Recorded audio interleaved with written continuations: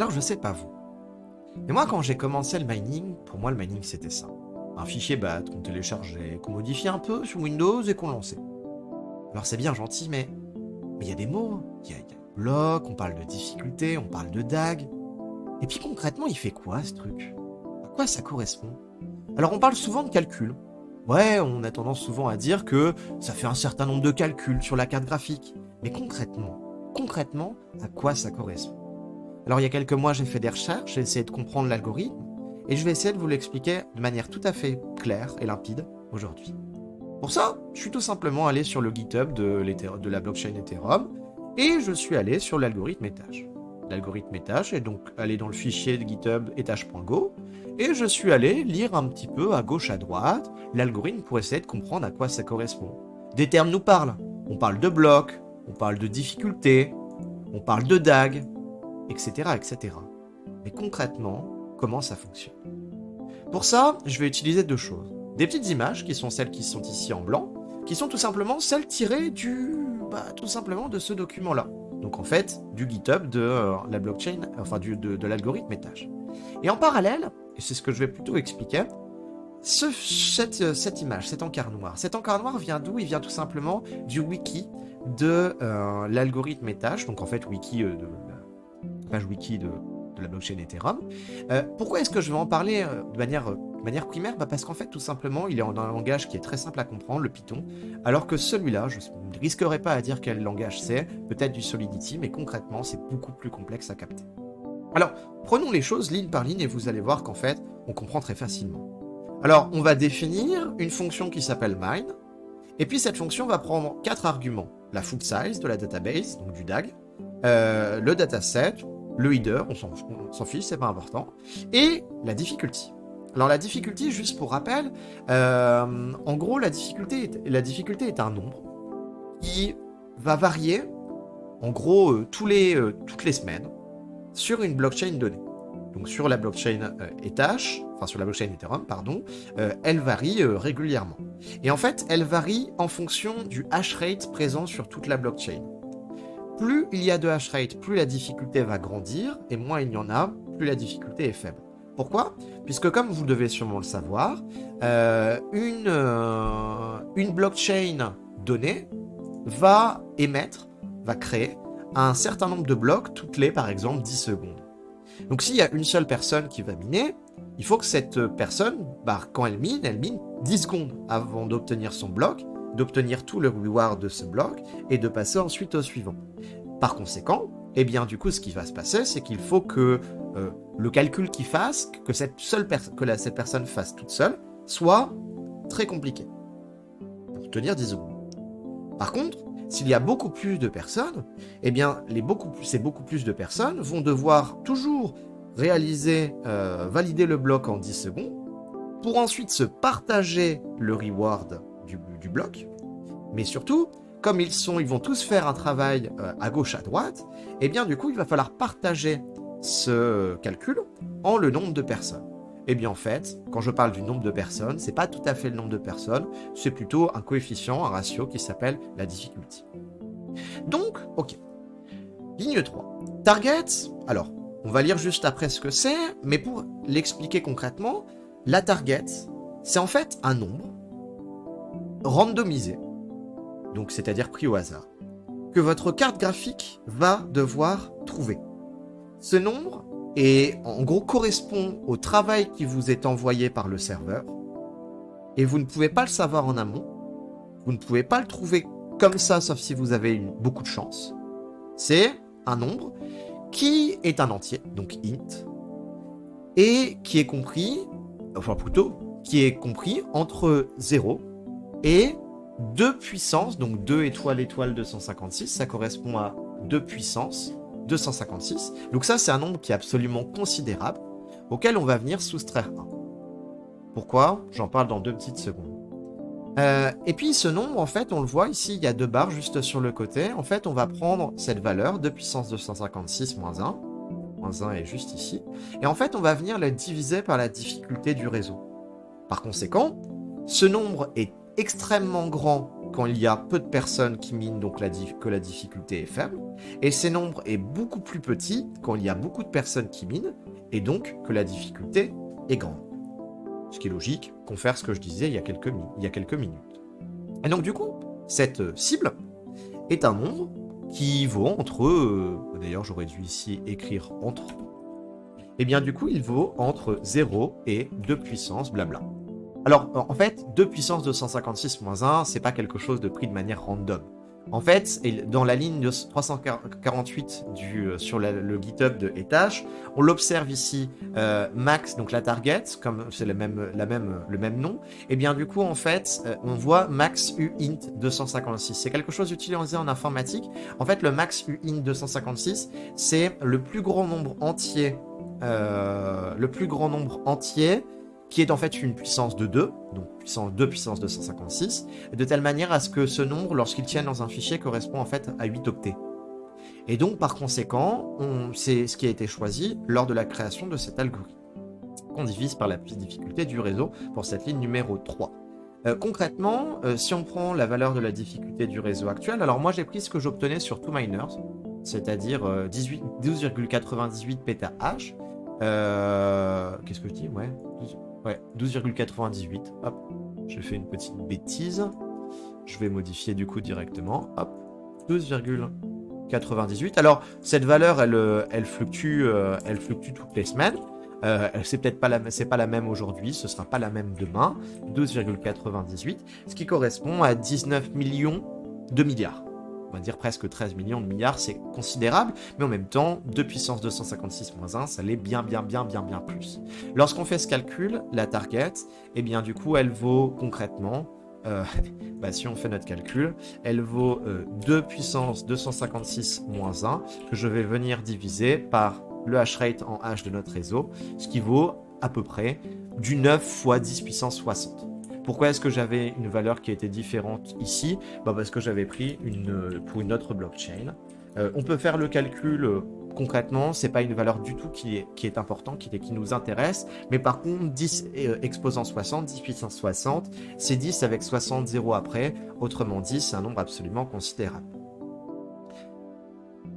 Ligne 4, from random, donc ça veut dire qu'en fait on va venir importer une fonction, randint, et là on voit un nouveau mot particulier, le mot nonce. En fait, nonce, c'est l'acronyme de nombre choisi une seule fois.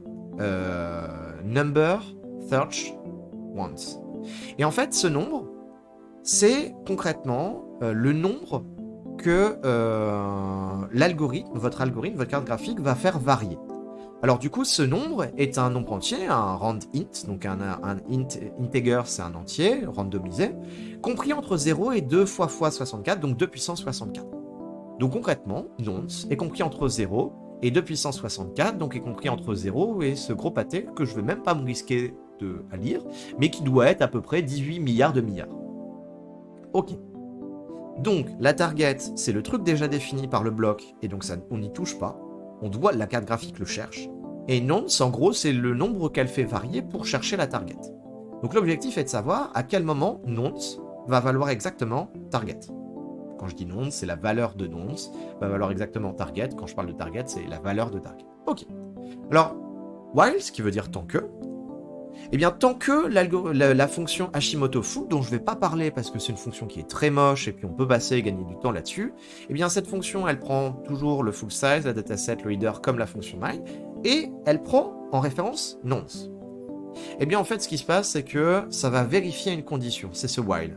Et en fait, concrètement, la condition, c'est que tant que le nonce, donc c'est-à-dire le nombre qui varie dans votre carte graphique, tant que ce nombre ne vaut pas la target, donc ici, c'est une condition qui est plus grand que target. Ici, cette condition est traduite par un plus petit que 0 parce qu'ils font une division, un calcul un peu chelou, un peu plus compliqué. Enfin bref, c'est juste une manière de coder, mais c'est la même chose. Tant que ce nombre nonce ne vaut pas exactement la valeur de la target, eh bien dans ce cas-là, ce qui va se passer, c'est qu'on va prendre nonce, et à nonce, on va lui ajouter 1. Vous voyez, nonce égale nonce plus 1. Ok, imaginez. Et c'est exactement ce qui se passe dans votre carte graphique. Votre carte graphique, elle va commencer à 0. Elle regarde si 0, c'est la target. Si c'est la target, vous avez fini en une fraction de seconde, c'est bon. Vous passez au truc d'après. Si par contre c'est pas 0, eh bien en fait, votre nouveau nonce va devenir 0 plus 1, c'est-à-dire la valeur de nonce d'avant plus 1. Donc votre nouveau nonce va devenir 1. Elle essaye, elle regarde si en fait nonce, eh bien du coup c'est la target. C'est pas le cas, elle va continuer. Elle va regarder 1 plus 1, ça vaut 2. Et elle regarde si 2 c'est la target, etc., etc. Et donc à chaque fois, il y a une incrémentation de 1. Autrement dit, ce n'est ni un calcul, enfin d'accord, on peut parler de calcul parce qu'on ajoute 1, mais concrètement c'est juste une incrémentation de 1, donc peut-être l'une des choses les plus simples en informatique. Et en plus, juste une comparaison entre deux nombres. Même pas dire si c'est plus petit, plus grand, juste dire si c'est égal. Donc concrètement, on peut parler de calcul parce qu'on additionne 1, mais c'est d'une extrême facilité pour un ordinateur. Ce n'est pas une équation, ce n'est pas du tout une équation, ça n'a rien à voir. Et en fait, juste à côté, on voit un pourcentage de étoile 64, donc pourcentage de puissance 64. En fait, ce qui se passe, c'est que le calcul nonce plus 1, en fait, ce qui se passe, c'est qu'on va le restreindre entre 0 et la valeur de puissance 64. C'est ce qu'on appelle autrement dit modulo de puissance 64. Pour vous donner un exemple, si je prends par exemple la valeur 11 et que cette valeur 11, je vais décider de chercher sa valeur... Si la valeur 11, je décide de chercher sa valeur modulo 10, le modulo 10 du coup s'écrit à l'intérieur des crochets, eh bien 11 est congru à 1 modulo 10. Pourquoi? Parce que 11 s'écrit 10 fois 1 plus 1. Je donne un autre exemple. Si par exemple maintenant je veux prendre 123 et que 123 je veux regarder ce que ça donne modulo 100, eh bien 123 ça va correspondre à quoi? Eh bien ça va correspondre tout simplement à 100 fois 1 plus 23. Donc ça veut dire que 123 est congru à 23 modulo 100. En fait, cela permet de rester, on va dire, dans une fourchette. Et donc par conséquent, en disant que nonce devient nonce plus 1 modulo 2 puissance 64, ça veut dire qu'on empêche nonce de dépasser le 2 puissance 64, c'est-à-dire de la valeur qui est ici, ce qui est normal, puisque nonce, concrètement, vaut 0 plus 0, y compris entre 0 et 2 puissance 64.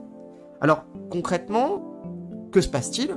Eh bien, si on trouve pas target, et si nonce ne vaut pas target, eh bien on ajoute 1 et on continue jusqu'à ce que ce soit bon. Et si nonce vaut target, eh bien l'algorithme se termine et on valide le calcul. Concrètement, c'est ce qui se passe ici quand on demande return nonce et que ici on voit nonce plus égale 1. C'est juste écrit dans un autre langage, mais c'est exactement la même chose, c'est l'incrémentation de 1.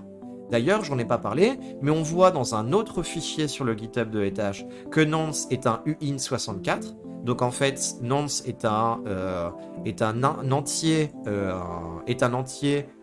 int64, donc une puissance de 2 puissance 64, tandis que target était un uint 256, donc 2 puissance 256. Et autre chose, nonce, quand il est crypté, ça donne cette valeur. Autrement dit, si on n'a pas la clé de décryptage, on ne peut pas trouver la valeur de nonce, juste en gros en décryptant, en essayant de décrypter la donnée venant du serveur. Ok. Alors là, on vient d'expliquer concrètement comment ça fonctionnait. Il y a juste une petite remarque que j'ai vue et qui peut être pertinente et intéressante. Que se passe-t-il? Parce que quand même, on se dit, la target, elle vaut entre 0 et 2 puissance 256 moins 1. C'est-à-dire que ça peut aller jusqu'à 10 puissance... Enfin, c'est un nombre absolument considérable. Et donc, si la difficulté est très faible, eh bien, du coup, concrètement, ce nombre peut dépasser 2 puissance 64. C'est possible. C'est possible. Eh bien, dans ce cas-là, ce qui se passe, c'est que, en fait, on va se retrouver à avoir des jobs, donc des travaux réalisés que nos serveurs nous demandent, dont la target dépasse 2 puissance 64, donc est strictement plus grand que 2 puissance 64. Et bien dans ce cas-là, on ne peut pas réaliser le travail. Donc en fait, je dis calculatrice, en fait finalement c'est très pertinent comme réflexion, mais votre carte graphique va chercher toutes les valeurs, va faire toutes les valeurs une après les autres et la comparer à target, 0, 1, 2, etc. jusqu'à la valeur de 2 puissance 64, c'est-à-dire celle qui est ici. Elle va se rendre compte qu'il n'y a aucune valeur possible, elle va dire qu'il y a un problème. Et donc elle va ensuite prendre le prochain job, Et si ce prochain job est encore plus grand que de puissance 64 strictement, alors dans ce cas-là, elle n'y arrivera pas. Si par contre il est inférieur, et bien dans ce cas-là, il n'y aura pas de problème. À un moment, l'algorithme va terminer et elle va réussir à le trouver. Bon, ça c'est un truc que j'ai vu sur certains forums de développeurs qui se posaient justement la question de savoir ce qu'il en était. J'ai trouvé la réflexion intéressante à partager. Mais concrètement, si on devait conclure, eh bien en fait, tout, et c'est pareil pour tout ce qui est T-Rex, tout ce qui est LolMiner, etc. Tous ces algorithmes, enfin c'est même pas l'algorithme de minage, c'est... allez, on peut le traduire comme ça. En fait, concrètement, ce qu'ils font, c'est qu'ils utilisent tous la même fonction quand on est sur une même blockchain, donc là sur celle de Etash. Et en fait, concrètement, eh bien ils vont juste, en termes de calcul, purement, ajouter 1. En fait, ils vont regarder un par un tous les nombres. Ils vont regarder un par un tous les nombres. Si ma target, c'est 160 millions, eh ben ils vont faire 0, 1, 2, 3, 4, et à chaque fois, ils comparent avec la target. C'est tout. C'est tout. C'est la seule chose qui se passe.